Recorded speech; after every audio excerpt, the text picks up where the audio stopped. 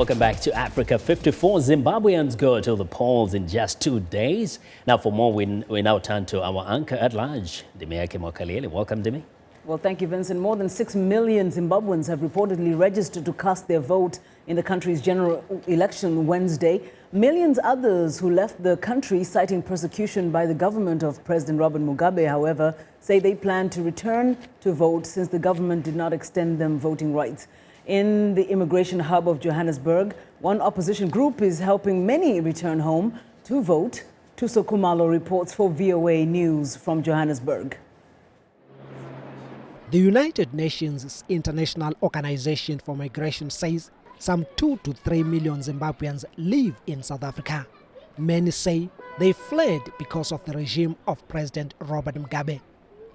Large numbers have settled in inner city Johannesburg, and many of them say they want in on the July 31st election and are prepared to risk a costly, long and possibly dangerous trip home.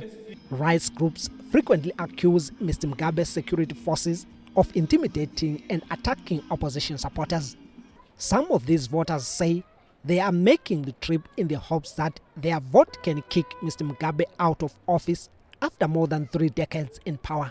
Mr. Mugabe's main challenger is long-time rival Prime Minister Morgan Tsvangirai of the Movement for Democratic Change. The two have run against each other for the last 3 elections and were forced into a power-sharing coalition after the violent 2008 poll. Opposition representatives in South Africa say their members have donated money to transport thousands of voters back to Zimbabwe to assist with that goal.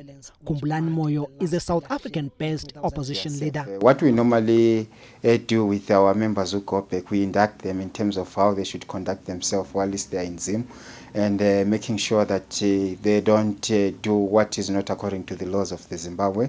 Their main objective is to go and cast their vote to make sure that there is a democratic change in Zimbabwe. Opposition voter Lizwe Kwebu says he's thrilled at the prospect of change. I'm very excited. I'm going back home to cast my vote on the 31st of July.